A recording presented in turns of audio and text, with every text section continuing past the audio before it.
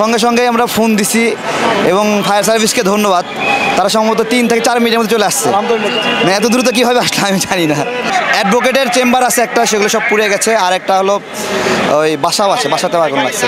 আমরা বুঝতে পারে আমরা নিচে নামি চলে আসছি।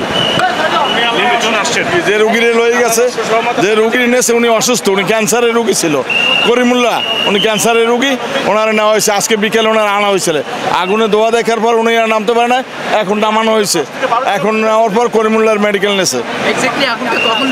লাগেছে 5টা বাজে, 5টার পর লাগছে। ওই প্রথম আমরা ধোয়া দেখছি এই জায়গায়, ধোয়া দেওয়ার পর আমরা বলছি যে ফায়ার সার্ভিসের খবর দে, এই জায়গায় আগুনটা লাগছে। তারপর তো সবাই ফায়ার সার্ভিস খবর দেয়। আমাদের গাজী অফিসের সব লোক নামিয়ে আইছে। আমাদের গাজী গ্রুপের অফিস এই যায় 5 তলা 6 তলা 7 তলা 8 তলা আমাদের গাজী গ্রুপের অফিস, এই অফিসের সব লোকজন নামিয়ে আইছে। এরপর তো ফায়ার সার্ভিস আইসে, যাওয়ার পর তো পানি নিয়ে আগুন নিয়ন্ত্রণের চেষ্টা চালাইছে।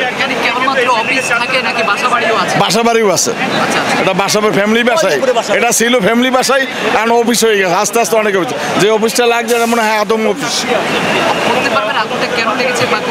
না। এটা এটা আমরা নিচে ওই কিছুই দেখি না, এটা কিছুই দেখি না। আমি তো একেবারে প্রথমতেই ছিলাম, আমি মানুষ নিয়ে একটু ব্যস্ত ছিলাম। হ্যাঁ, আমি অনেক মানুষজনকে একটু হেল্প করছি আর কি, ফায়ার সার্ভিসে হেল্প করছি। এটা আমি উপরে ভিতরে যাই নাই ভাই, তবে যেটুকু জানি যে অনেক মানুষ আটকানো আছে। হ্যাঁ, অনেক মানুষ আটকানো আছে। আমি শুধু ফায়ার সার্ভিসগুলো প্রথম থেকে একবারে সর্বপ্রথম থেকে লাস্ট পর্যন্ত এখনও কাজ করে যাচ্ছি ইনশাল্লাহ। যতক্ষণ পর্যন্ত শেষ না হবে ততক্ষণ পর্যন্ত কাজ করে যাবো ইনশাল্লাহ। ওকে, ঠিক আছে। জি, আমি সাধারণ মানুষ। আনুমানিক আপনার 6টার দিকে লেগেছে। আমি এখানকার ড্রাইভার, আমি এখানে ড্রাইভারি করি। তো আমি বাইরে ছিলাম চা খাইতে, দেখে অনেক আগুন, তারপরে দৌড়ে আসছি, আসে তারপরে ফায়ার সার্ভিস ফোন দিছে, পরে ফায়ার সার্ভিস ঢুকছে, আমি হেল্প করছি ফায়ার সার্ভিস, এটাই। তা আগুনটা 6টার দিকে লেগেছে।